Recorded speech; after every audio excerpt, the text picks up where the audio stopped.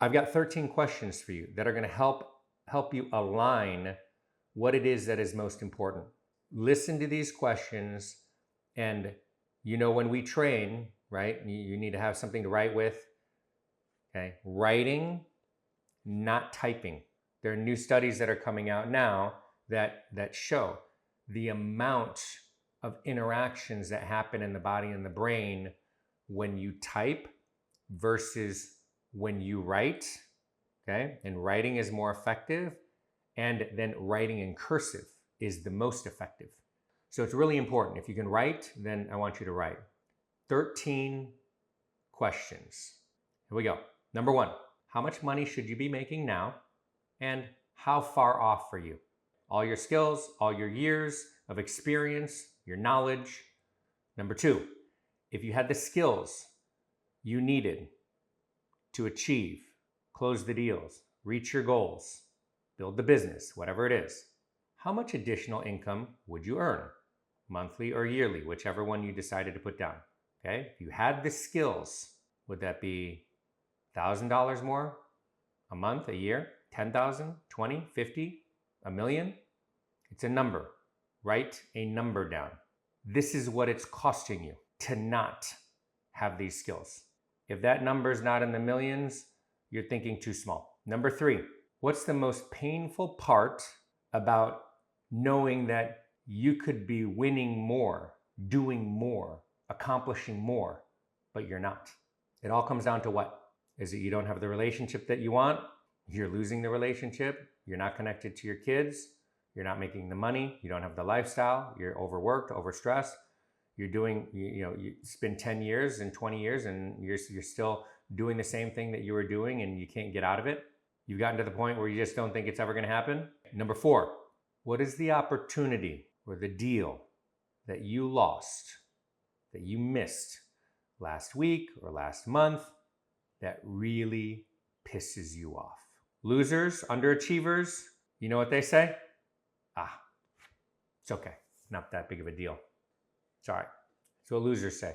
It's just a fact. Don't try and think about that one, guys, because winners, achievers, they get really pissed off. If you miss an opportunity and you know that you could have gotten that, if you don't book, you don't close a deal, you don't network, you don't take advantage of the opportunity, and you know you could have, that should piss you off. That should invoke an emotion that is like, this is just human nature. Human beings have a survival type of brain, and these are the emotions that you should feel.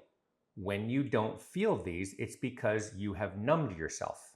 You have removed what is natural, what is instinctual.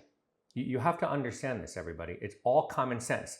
All the rules, the boundaries, people, society, then created all of these layers and rules to stop you, to shut you up, to numb you, to go, no, be like this. No, don't do that. No, you got to do it like this. No, you got to do it. And then you were molded and shaped into a person that was designed to fit into a mold based on your family dynamic, your friend and social circle with your family, school, at the martial arts school, on the sports team, all of these rules of behavior. But that instinct that we have to fight, to survive, okay, to eat, right, to get what it is that we want, that instinct, it's always in us. You either have it very strong or you toned it down, or it has been toned down in you, but it's there. It's there in all of us. And that's the key. That's why I'm asking these questions, so you can identify for yourself. If you don't understand where you are on this scale and how you react to things, and you don't understand that, that should piss you off. And if it doesn't, you need to examine, why doesn't that piss you off? It's just the excuses and the justifications. You know what people say? And this is like, we've been talking about this a lot recently. Oh, I'm not that, like, I'm not that kind of person. You're not the kind of person that has a human brain, that has a survival brain, that wants and desires things. People forecast what hasn't happened because of the way that the brain works. I'm not that good at that. So then what happens? You don't practice it, you don't do it, and forever you're not good at it. People now who don't know AI are scared of AI. This was no different than the people who were afraid of computers. Oh, I'm not good at the computer stuff. I'm not very tech savvy. Good. Keep telling yourself for the next year, and what do you think is going to happen? You're going to avoid it like the plague. And studies show the people that think young and think that they're capable and focus on doing and learning, that's what they do. And then they did studies of the old people who were 60 years old, put them in an environment when they were young in their 20s, and all their levels of stress, anxiety, blood pressure, everything came down, and they were acting, thinking, speaking, laughing, behaving, dancing in ways that reflected behavior of their 20s, not 60s. Okay? But then you get 20-year-olds who are acting like they're 50 years old and they can't even move. So if you want to put yourself in a box, understand that you're creating a box, a prison for yourself, and that's where you will stay. Okay? All right. So what was that deal that you lost, right? And that should piss you off. What is inconsistency costing you? You have a financial number. What about mentally, emotionally? See, if it's costing you $5, $10, $25, $50,000 a month to be inconsistent, what do you think that does to your mental health? How many of you said that when you started this that you were going to start working out, or you were going to work out more, or you were going to do it on a schedule, or you were going to get up earlier? How many of you said you were going to do that, but then you didn't do it? How many of you said that you were going to get an accountability partner and you were going to do these check-ins and daily, weekly, and then you didn't do it? What do you think it's costing you? What do you think it would cost an Olympic athlete if they woke up every day and they didn't do what they were supposed to do that their coach said they needed to do to prepare for the Olympics? Where do you think they would be?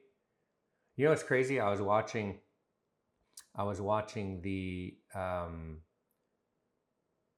snowboarding half pipe competition. I just caught it in the gym. No sound, nothing. I'm looking at the competitors' eyes and their faces, right?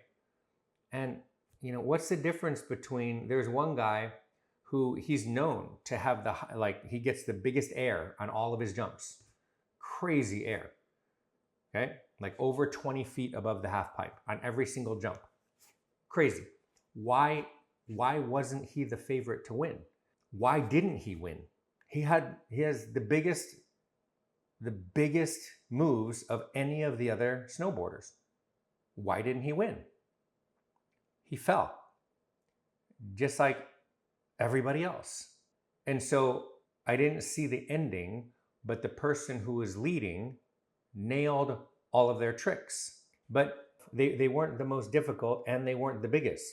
What's the difference between the person who wins the gold and all the rest of the people that lose? How is it that you go and you don't land your tricks? Everybody has the same amount of time to prepare. How is it that you don't hit your mark? That's just lack of preparation. So somewhere there's inconsistency that then turns into inconsistency in the mind that creates doubt.